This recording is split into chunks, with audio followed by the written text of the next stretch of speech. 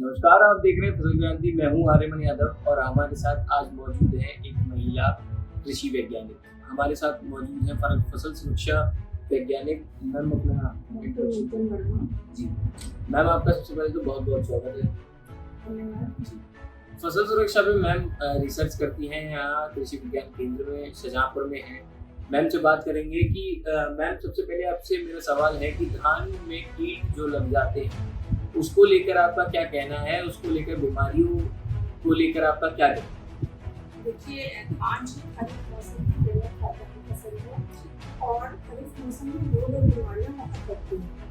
और धान में जो लगने वाला प्रमुख कीट है वो है धान का दाना, जो कि काफ़ी नुकसान करता है। कम से कम 25 से 30% तक इससे उपज में हानि होती है।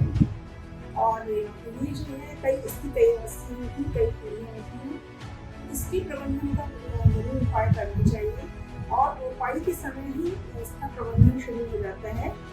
जो आपकी धान की पौध है किसानों की, उसकी जो ऊपरी भाग होता है, पत्ती का ऊपरी भाग, उसकी निचली सतह पर इस कीट के अंडे होते हैं, अंडे के गुच्छे होते हैं।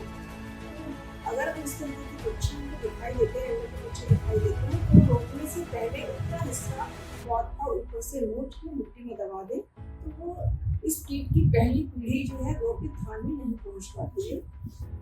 आसपास के खेत से कहीं इसका प्रौढ़ कीट आता है तो इसकी पहचान हुई है।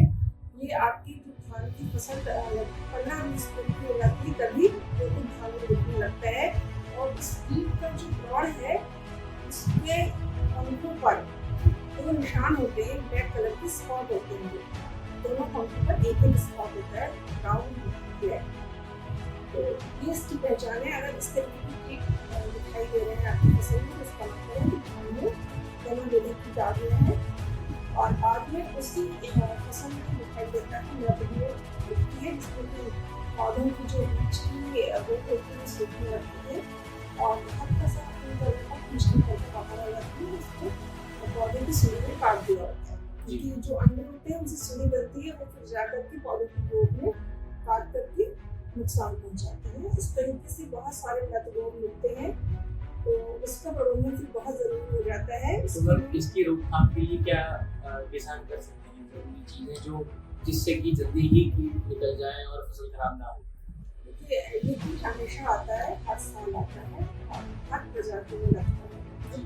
तो उसके लिए रोपाई के 30 दिन के अंदर कार्डा हाइड्रोक्लोराइड 4G दानेदार दवा है, इसकी 10 किलोग्राम मात्रा प्रति एकड़ की दर से, जब धान में थोड़ा पानी हो, 2 से 2.5 सेंटीमीटर पानी हो, तो कुछ बाल्टी में मिलाकर के इसका बिखराव कर देना चाहिए, बकेट देनी चाहिए, ब्रॉडकास्ट कर देनी चाहिए, जिससे कि इसका प्रबंधन हो जाता है। उसके बाद जब दाना बनने की बात आती है, बालियाँ बनती है, इस पर भी नुकसान करता है और उस पर खाली बाली और सफेद बालियाँ दिखाई देती हैं, जो कि जिनमें दाना नहीं बनता और अगर कमजोर होते हैं, जिससे कि फसल पर उपज पर काफी असर पड़ता है। तो इस वक्त किसान भाई कार्डा हाइड्रोक्लोराइड 50% SP करके दवा आती है, जो कि सॉल्युबल कंसंट्रेट है, पाउडर है, सॉल्युबल पाउडर है, उसकी 400 ग्राम प्रति लीटर की दर से 200 रुपये पानी में छिड़काव करके तो इसका प्रबंधन हो जाता है। जी, बहुत बहुत आपने अच्छे उत्तर दिए मैम। इसी के साथ हम आपसे एक आग्रह करेंगे कि आप फसल के माध्यम से किसानों को कुछ संदेश दें। देखिए, मेरा कृषकों से संदेश है कृषकों को कि रोग और बीमारी से लड़ने के लिए बहुत ज़्यादा तेज दवाइयाँ नहीं इस्तेमाल करना चाहिए।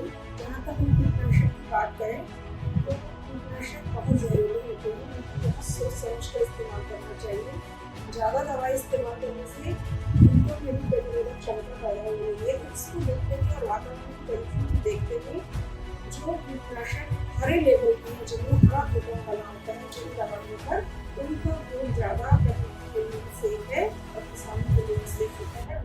उनका इस्तेमाल को बढ़ावा देना चाहिए। और ऐसे ही सब्जियों में तो कीटनाशी और दवाइयों का उपयोग बहुत सावधानी से करना है। उसमें तो सिर्फ आहार्य लेवल की दवाई इस्तेमाल करना चाहिए और जहाँ तक हो सके तो जैविक कीटनाशी जैसे ट्राइकोडर्मा है, यूरिया बासियाना है या नीम के उत्पाद है, नीम का तेल है, नीम की खली है, इन सबसे कीट प्रबंधन रोग प्रबंधन करना ज़्यादा लाभदायक है। और इससे जो जहर के अवयव लोग हमारे प्रदेश में नहीं रहते हैं, बहुत मिनिमम लेवल पे रहते हैं, तो स्वास्थ्य में नुकसान। तो ये थी हमारे साथ महिला वैज्ञानिक कृषि विज्ञान केंद्र शाहजहाँपुर से। आप देख रहे थे कृषि क्रांति। मैं हूं आपका नमस्कार।